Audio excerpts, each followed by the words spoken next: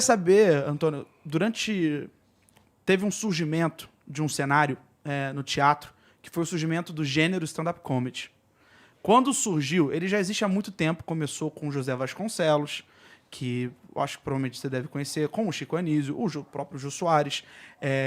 Mas quando a gente nomeou, quando a gente chamou isto é stand-up comedy, criamos basicamente um formato, um cenário, um contexto, teve uma briga muito séria com o pessoal do teatro.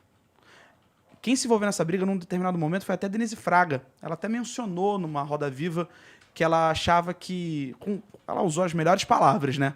Mas ela achava que era um desperdício um teatro tão grande, tão bonito, que cabem não sei quantas pessoas com um palco que poderia suportar uma montagem digna de musical da Broadway, mas somente com um ator, com um comediante em cena, usando somente um foco de luz.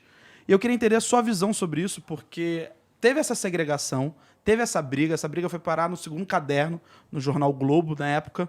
E eu queria saber a sua opinião sobre isso, porque hoje em dia eu acho que a gente convive melhor com essa realidade. E são pessoas que, pelo menos no meu ponto de vista, podem trazer um público para o teatro. Porque vamos chamar de plataforma, vamos chamar de mídia. O teatro é mídia. Você citou aí o Zé de Vasconcelos, né? Sim. Você não tem idade para isso, você não deve ter visto nada dele. Infelizmente não. Eu tenho idade para isso, eu vi. Eu vi o Zé de Vasconcelos e era realmente uma novidade. Ele, depois veio o Chico Anísio, depois veio o Jô fazendo a mesma coisa. Não tinha o nome de stand-up comedy, porque o espetáculo dele chamava Eu Sou o Espetáculo, né?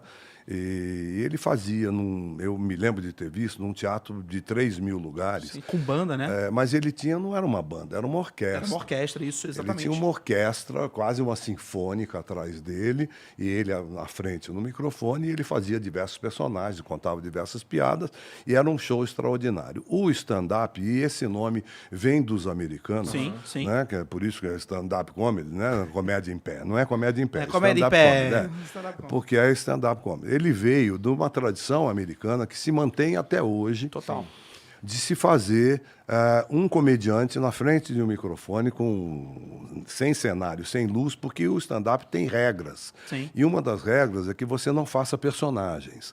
Uma das regras é que você seja você mesmo, falando sobre o que você quiser falar de uma forma engraçada. Então, esses stand-ups são feitos, e são feitos até hoje, em boates, em restaurantes, em lugares mais íntimos, em clubes de comédia fechados, e para isso. Eu entendo o que a Denise disse, é porque, de repente, o stand-up veio para o Brasil com algumas regras americanas, mas tirando o espaço, que a gente quase não tem, das companhias de teatro, porque você botava esse ator com a cortina fechada, ocupando um espaço que ele não precisa, porque ele usa microfone. A gente não usa microfone, a gente fala aqui. Então, nós precisamos daquela acústica, nós precisamos daquele palco, nós precisamos daquilo tudo que estava sendo invadido pelo stand-up, que poderia fazer numa quadra de futebol, onde eles ganhariam muito mais, porque caberia muito mais gente. Tem algumas pessoas de stand-up ainda no Brasil que fazem em ginásios de futebol. Sim, sim. Quando você comentou isso do espetáculo do norte-americano, há alguns comediantes que se apresentam em teatros. O Bill Burr, o Seinfeld, ele faz no Carnegie Hall. Carnegie Hall. Então, o Steve Martin se apresentou no Carnegie Hall, que eu acho que cabem 6.000 pessoas. Não, aquele grandão, o Square, o Madison Square, ali cabe 40.000 pessoas. Exatamente. Eu vi uma gravação do Seinfeld, ele com 40.000 pessoas na plateia, a cortina fechada. Só que é o seguinte, é um evento. Ele vai para lá e ele junta 40.000 pessoas. Para gravar, né? Entendi. Eu, para fazer 40.000 pessoas no teatro, eu preciso lotar diariamente durante 2 meses, entendeu? Então, eu estou tirando o teatro durante 2 meses de uma companhia. É nesse sentido que eu entendi o que ela quis dizer. Mas eu sempre achei o stand-up muito bem-vindo. Eu acho que qualquer manifestação artística é muito bem-vinda. É que aí realmente você mexe naquela coisa dos espaços, né? É como as igrejas, por exemplo. Claro. As igrejas evangélicas estão pegando os teatros prontos, porque eles não precisam mexer em nada. Só que é uma invasão desonesta, porque a igreja não paga imposto, porque a igreja, né, né? Sim. Ela cobra do seu público do mesmo jeito, mas ela pode fazer as pessoas em pé. Não precisa daquela acústica, daquela coisa toda que o teatro tem, e as igrejas estão invadindo os teatros também. E Então, você acha que teve um pouquinho uma briga de ego quando teve o surgimento e também teve uma procura bem grande do público? Você acha que isso mexeu com o ego dos atores? Tem atores fabulosos fazendo stand-up, tem gente aí que eu sigo onde for, tem gente maravilhosa, gente muito boa, um Adnet, um Sim. Fábio Pochá, tem uma turma... Que são atores. São atores, são criadores, eles escrevem também, o Gregório, essa turma. Então, tem uma turma muito boa, são muito bem-vindos. Eu queria fazer como eles, ao contrário. Eu gosto de stand-up comedy. Eu já fui em algum teatro assistir? Foi. Com certeza foi no Comedy Sampa.